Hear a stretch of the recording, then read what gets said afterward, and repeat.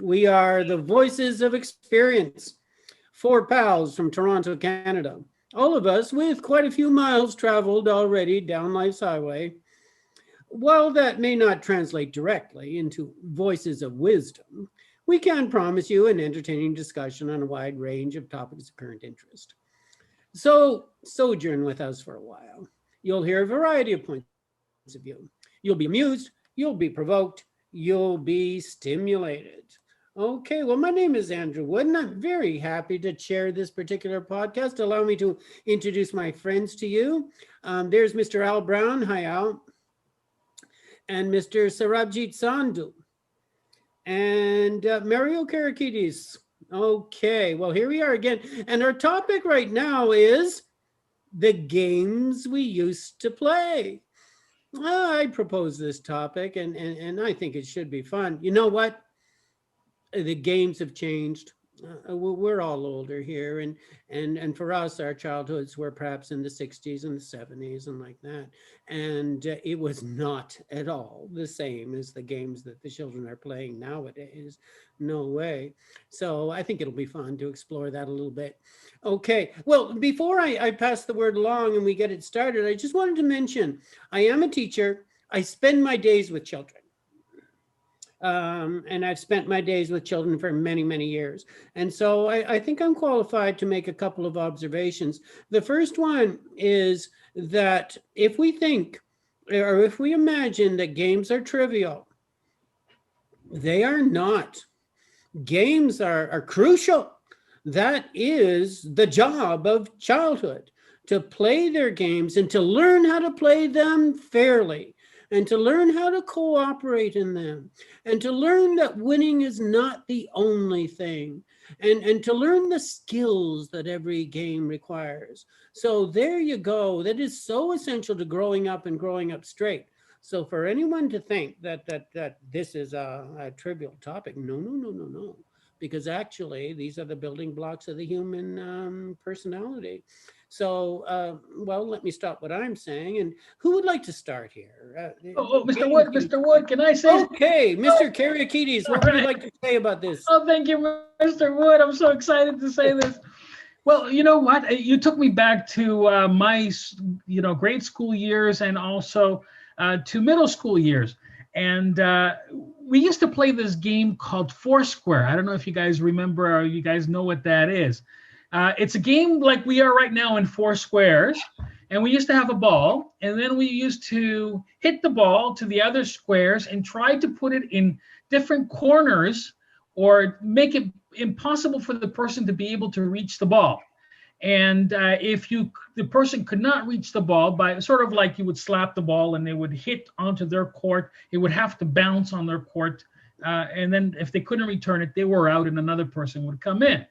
Well, we got a little bit too aggressive as kids, so we started to really smack the ball and we were aiming for them. So the teachers in school took the balls away from us and we couldn't play anymore. Oh my goodness. And so we developed a new game. We called it Stone Age Foursquare. So we got this piece of stone, almost about the size of a hockey puck, and we put it down, and then we would kick it with our feet. But the rules changed. You see, the old way you could move around on your court, but with Stone Age, wherever you were in your box, the minute the stone came into your box, you froze. So you had to only lean over with your foot and reach it wherever it was. And if you couldn't reach it, you were out. And you had to just kick it in to the other side. So that's one of my favorite games that we used to play. You clearly have a good memory about that, Mario. And allow me to tell you, I just retired 1 year ago from the Toronto School Board. And that was the game that was painted onto the pavement behind our school. We used to have 3 or 4 of these Foursquare things, and the kids would play that every recess. There would be 4 kids in the squares, and then maybe 3 or 4 or 5, lined up just waiting to get in. And every time somebody missed the ball, then they would move along. Yep. And it was very interesting to see the fights that would happen. Yeah. You missed it. No, that was out. No, it wasn't. And all the rest of that thing. But there's a definite link there. So I'm so glad you started it with that. Okay, Who we got here? Let's go to Al. Al, what do you want to say about it? Well, when I was a child, we played games in different sort of settings. Like when we were home in the winter, we played a lot of games at home with my brothers and brother and sisters and some of the neighborhood kids. And there were board games like Monopoly. We also had card games, hearts, things like this. And we had another game called Crokinole, which is basically a tabletop with a rim around it, and there's little pegs in the center, and you take these little things about this big and you try and flick them along to try and get them into the center hole. It's a little bit like curling, you should say. Well, it certainly taught me a lot about the nature, the character of some of my siblings. One of which, when it didn't get its way, would flip the table up on us. And other times when I was in public school, we played a lot of baseball. That was one of our favorite sports. We had a game, I wouldn't call it similar to the one Mario had, but every player would start out in the outfield, and every time, and you'd advance up. When the batter got out, he'd go back into the outfield, and the person that was the catcher would then become the batter, and the pitcher would become the catcher, and so on. First base, pitcher, second base, first base, et cetera, et cetera. And if there were more than 9 people playing, there'd be a number that would be waiting to get into the game. Sure. And they just kept going around in circles. And of course, also, we did have the school organize some baseball games between the classes as well. So that was a big sport for us when I was in public school. Yeah. When Can I ask you a question about high school? I didn't play that many games like that. Yeah. Let me ask you a question now. When you're talking about your game of rounders there and you're moving around the different positions, that's all self-organized, isn't it? There's no adults involved in organizing that, I don't think. Yeah. So we all just knew how to do it. Yeah, of course. Well, that's one of the first things I want to bring up in this podcast is that in the olden days, when we were young, all of these games, most of our games were self-organized. The Crokinole game that you're talking about, which is a fascinating memory for you, absolutely.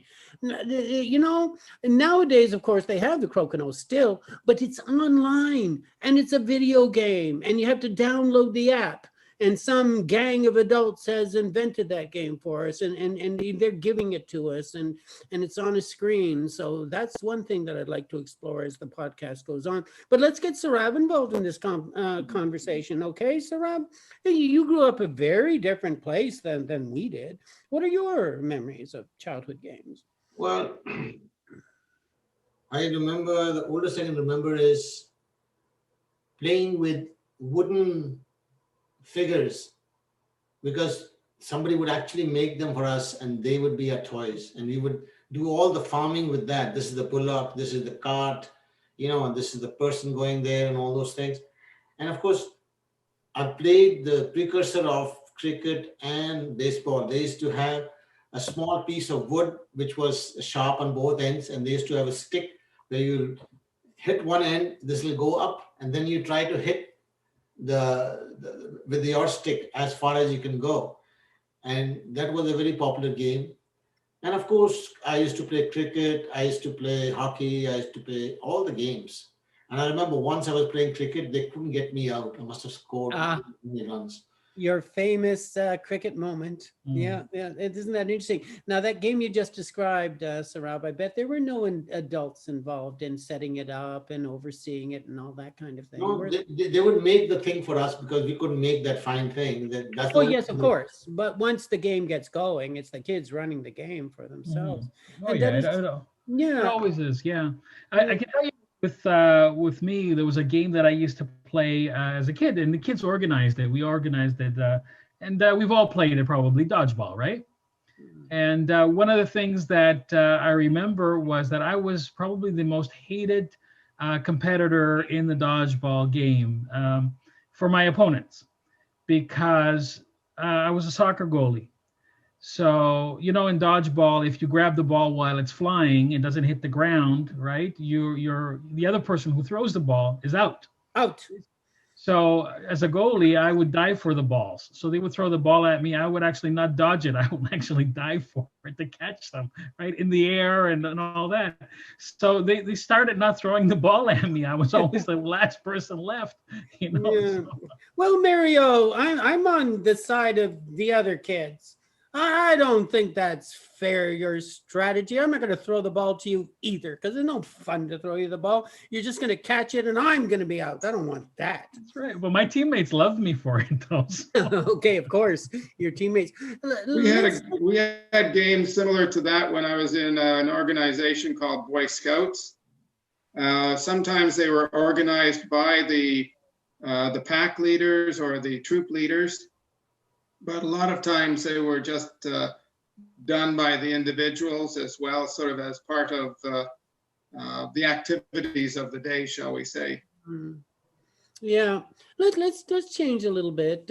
I want to recall some of the board games we used to play, you know, the indoor games, the rainy Saturday afternoon games, the winter games.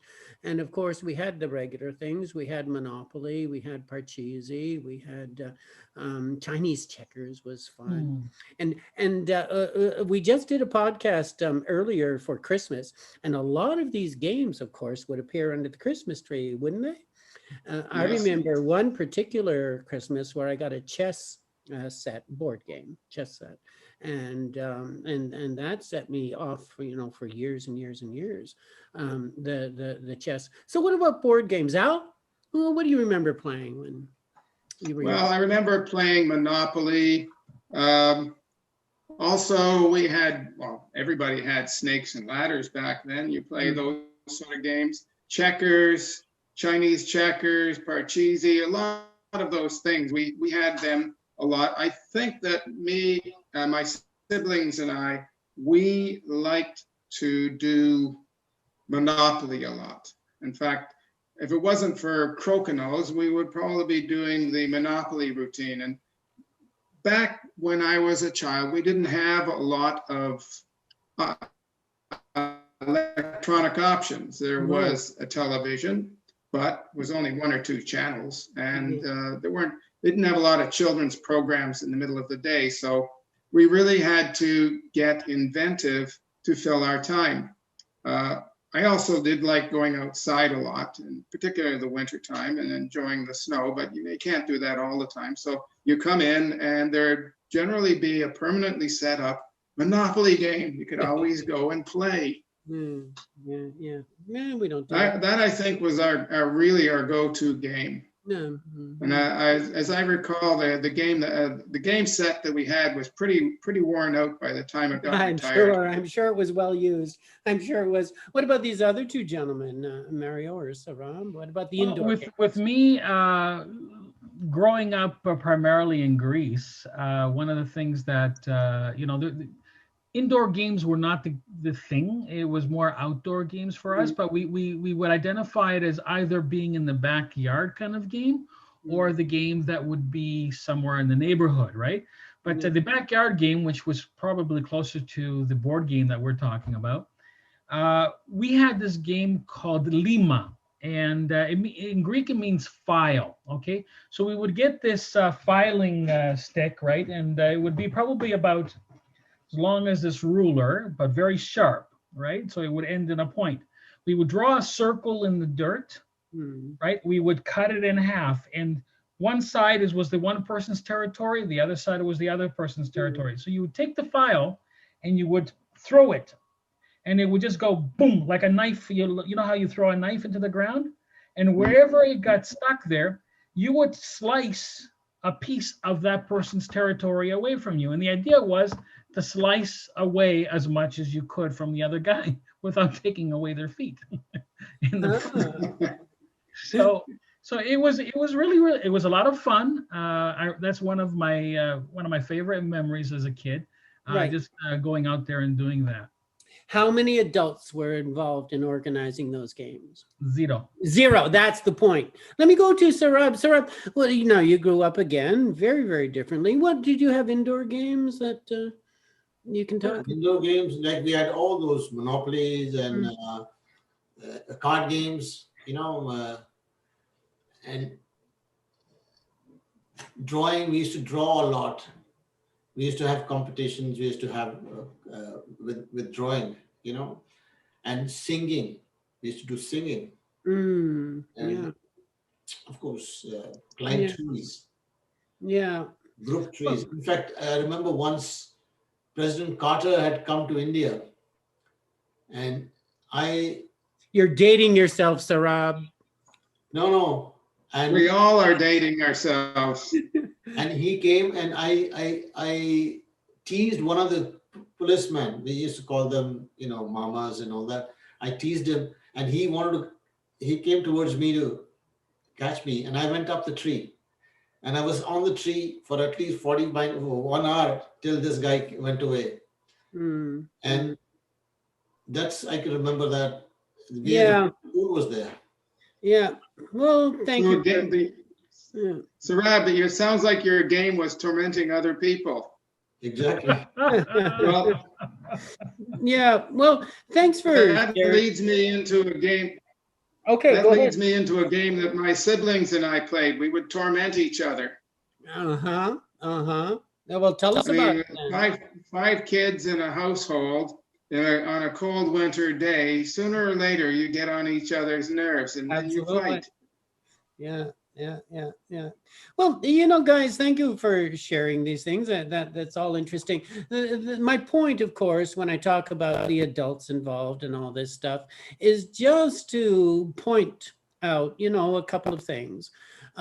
Is that the game playing nowadays has almost been turned on its head from what we used to do, because the outdoor games now are always planned by adults.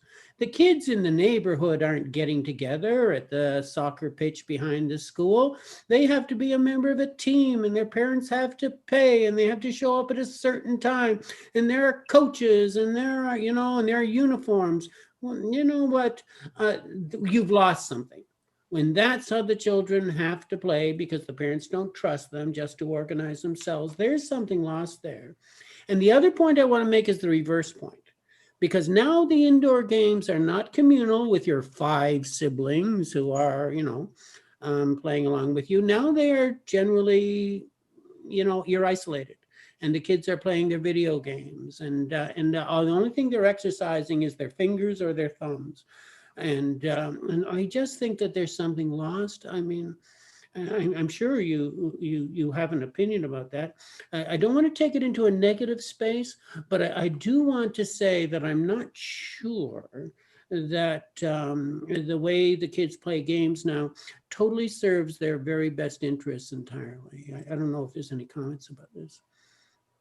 Andrew, if what you say before is that children's character, the generation that's growing up now will never be like the generation before. Or once they do grow up, they'll spend a lot more time gaining the skills that they would have had if they'd played like we had. Yeah. Okay, well, it is time to wrap up. So let's have last thoughts from people. Let me go to Mario first. Can we just, yeah. How should we wrap this I up, agree Mario? with, yeah, sure. I agree with what you're saying, that generation to generation, you know, everything changes, right? The way we were playing, our parents played very differently, and the way, you know, our kids are playing, their kids are going to be playing very differently as well. There is some importance, though, psychologically for play, right? The human body needs it. The human mind needs it. And we have to allow kids to be kids, and to take it to what you were saying, Andrew, when adults step in and try to over organize, and it becomes a money thing where you have to pay in order to be part of a team, or and all that kind of stuff. It doesn't allow kids to be kids. It makes them into mini professional players, you know, and that takes away a lot of the fun that we used to have, and it creates more anxiety. You know, my niece and nephew played soccer for a little while, and you know, as much as they loved it, there was a time that they both burned out from it because of the stressors that were being put on by the coaches and the parents, and the yelling sometimes that I would go see Christopher playing hockey, and the parents yelling at the coaches, and that takes away the fun. Yeah, I wish the parents could just step out, So yeah, as far as the game is concerned, let kids be kids, let the game play, let them self-organize, and just make sure that they're safe. That's all. Well, there you are. Those are good thoughts. Thank you. Well, Sarah, let me pass it over to you. We're wrapping up here. What would you like to say? Yeah, I just want to generally say, I just want to catch on what Mary was saying about generations and generations. Our parents had a small cup of experience with which they were monitoring everything. Our cup is a little bigger. Our children's cup will be even bigger. So it's the awareness which is coming along, and we can always understand what is happening before and what's happening now. But this is going to happen because our awareness keeps changing as we go along. And with that, just enjoy yourself. That's the main thing. And adult supervision is not necessary, but that is coming along because our awareness doesn't allow that. Because of the various problems we have in society. So we were lucky that we didn't need supervision. Well, While in the forest alone. Yeah, I think there's an advantage to that. Okay, let's have a final word from you, and then we'll. Well, it seems to me what is old will someday be new again. So we shouldn't lament on the losses of today, because I think that in the long run, excuse me, things will get back to some semblance of the past one day, and we'll all carry on and be well by it. Right, well, Well, in that case, I get the right square and four square. okay, that's the number one, right? You're number right. one. That's the position of power. The position of power. Well, thank you very much, gentlemen, for all of this. We certainly appreciate your thoughts and your reminiscences about this. And just before we sign off here, allow me to make the point that games and game playing is not just for children. If we have focused here on game playing for children, well, I'm going to pose the question before we sign off. What games are you playing now? And how do they help you psychologically? And we hope that you get a chance to play games that I don't know, that allow you to relax and allow you to socialize with the people around you. That's the point, isn't it? Yeah. So thank you very much, everyone. I appreciate that. Okay, bye-bye. Everybody.